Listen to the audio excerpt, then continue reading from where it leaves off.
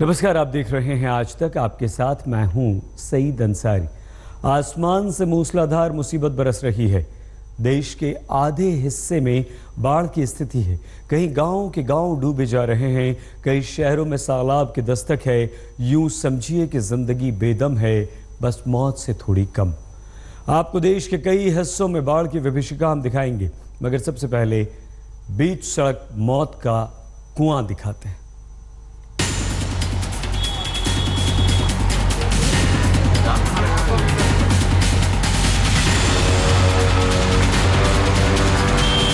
लापरवाही के गड्ढे में कई लोग गिरे बारी बारी। किसी को चोट लगी, किसी की सांस अटकी। ऐसे गड्ढे से कौन बचाए? जान बची तो लाखों पाए।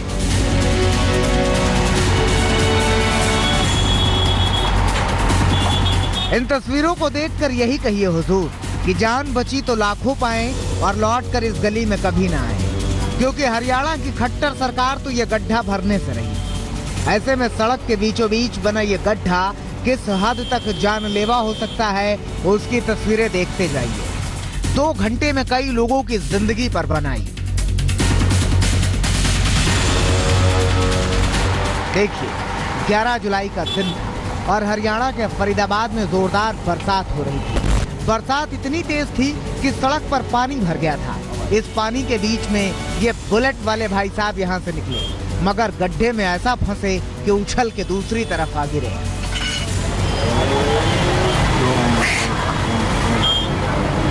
बुलेट वाले भाई साहब के बाद पति पत्नी और बच्चा बाइक से इसी सड़क से गुजरे और बाइक का आगे का पहिया इस गड्ढे में धंस गया। शुक्र था कि बैलेंस बना रहा और तीनों बच गए, खासकर ये नवजात। तीसरी तस्वीर देखिए। सवारियों से भरा ये ऑटो रिक्शा निकला जरूर, मगर निकल नहीं सका। बीच में गड्ढे में इसके पहिए भी धंस गए। किसी तरह मशक्कत के बाद ऑटो रिक्शे को बाहर निकाला गया। चौथी तस्वीर देखिए। थोड़ी देर बाद एक और बाइक सवार यहाँ से गुजरा और ये भी इसी गड्ढे में गिरने से बाल बाल बचा। बाइक सवार का पहिया गड्ढे में फंस गया। इसी रास्ते पर यह साइकिल सवार बारिश के मजे लेते हुए निकल रहा था। अचानक मजा किरकिरा हुआ। दूसरे रेंजर साइकिल वाले लड़के की भी किस्मत ठीक थी। गड्ढे में गिरा जरूर, मगर गंभीर चोट से बच गया। एक बाइक पर सवार इन तीनों युवकों की भी जान किस्मत से ही बची, वरना गाड़ी चला रहा युवक तो लगभग कूद के बाहर ही गिरा था। जहां गड्ढे में गिरने का ये तमाशा चल रहा था, वो फरीदाबाद का चर्चित ख्वाजा बाजार है। जहां गड्ढा है उसके सामने वाली दुकान में सीसीटीवी कैमरा लगा हुआ था, जिसमें गड्ढे में गिरने की सारी तस्वीरें कैद हो गई। अब पूरी कहानी समझिए। दरअसल ये गड्ढा सीवर का है, जो न जाने कितने दिनों से खुला हुआ है। लगातार लोग इसमें गिर रहे थे, तो पास के ही रहने वाले इस शख्स ने यहाँ तख्त लगा दिया ताकि लोगों को घायल होने से बचाया जा सके। अभी पिछले दिनों जब बरसात आई थी, यहाँ पे तकरीबन 1.5 से 2 दर्जन बाइक और ऑटो यहाँ पे गिरे थे और तकरीबन 15 से 20 लोगों को यहाँ चोट लगी थी, जिनमें बच्चे, महिलाएं भी थी। हमने खुद ने अपने हाथों से बरसात में भीगते हुए उनकी मदद करी है और उनको जो भी फर्स्ट एड दे सकते थे हमने दी है। यहाँ पे किसी भी तरह की कोई सुविधा नहीं है, कोई बोर्ड नहीं है, कोई साइन नहीं है, कोई सेफ्टी कुछ भी नहीं है। अंकित गोयल ने तो तख्त लगाकर अपना फर्ज पूरा कर दिया, मगर तमाम शिकायतों के बाद भी नगर निगम इस ओर कोई ध्यान नहीं दे रहा। कंप्लेंट कर कर भी दुखी हो गए हम। कई बार मशीनें भी आती हैं, 2 घंटे करती हैं, कहते हैं पानी खत्म हो गया मशीन में, फिर चली जाती हैं। 2-4 दिन फिर वैसी रूटीन। इधर जेसीबी आके गड्ढा खोद के चलेगी, ये डेली की डेली 2-3 गाड़ियाँ उसमें गिर जाती हैं, किसी न किसी को चोट लग जाती है। बारिश के टाइम में ओवरफ्लो हो जाता है, मोस्टली किसी न किसी को चोटें लगी जाती हैं। न जाने निगम के लोगों को किस बात का इंतजार है, न जाने क्यों निगम के अधिकारियों की आंखें ही नहीं खुलती। क्या प्रशासन किसी बड़े हादसे का इंतजार कर रहा है? सचिन गौर, फरीदाबाद, आज तक। और आइए अब देखते हैं बाढ़ बारिश से मचे त्राहिमाम की खबरें।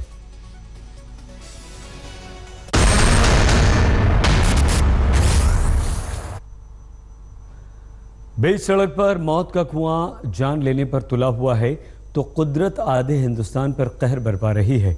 असम से गुजरात तक लोग बारिश और बाढ़ से त्राहिमाम त्राहिमाम कर रहे हैं।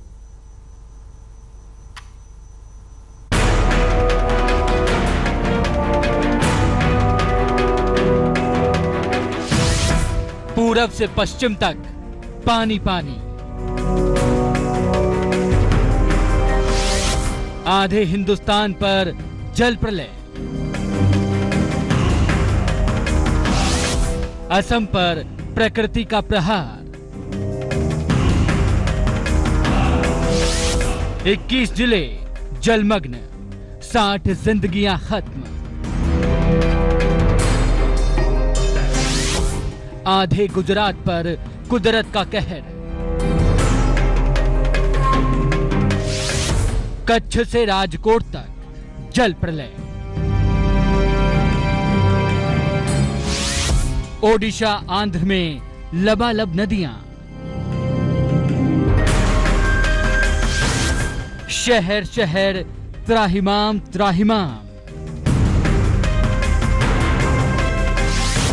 लापरवाही के गड्ढे में धड़ाम। असम में हाल बेहाल है। इस पूर्वी राज्य पर कुदरत ने इस कदर कहर बरपाया कि 21 जिले पानी से लबालब हैं। अब तक 60 जिंदगियां बाढ़ में डूब गई हैं। स्थिति यह है कि 50,000 से ज़्यादा लोगों पर रहने और खाने का संकट है। माजुली में तूफान से 400 घर तबाह हो गए हैं।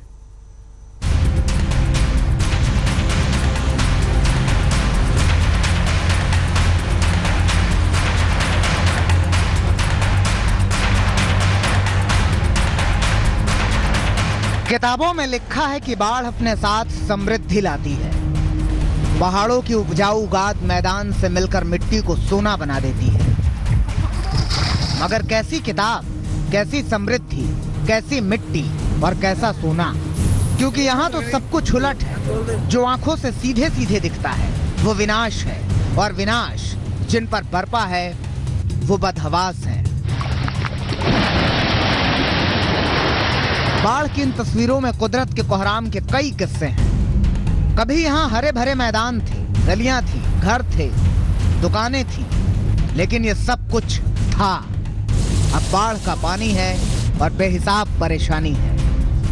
जिस जगह पे हम चल रहे हैं आपको देखने में ये जलाशय की तस्वीर नजर आएगी, लेकिन ये जलाशय नहीं है, ये खेत हैं। इन गांव वालों के खेत हैं जो यहाँ दाहिनी तरफ रहते हैं।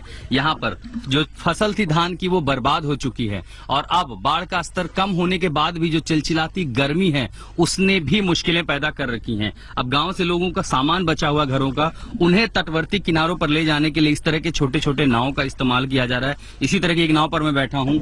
इतना ही नहीं, बंदोबस्त के लिए इन प्लास्टिक के डब्बों को से बना करके भी एक नाव, किसी तरह यानी जिंदगी जो है उसकी असली लड़ाई इस इलाके में है। और यहाँ पर लोगों की जिंदगी कितनी दूभर है वो ये तस्वीरें बेहतर बयां करती हैं।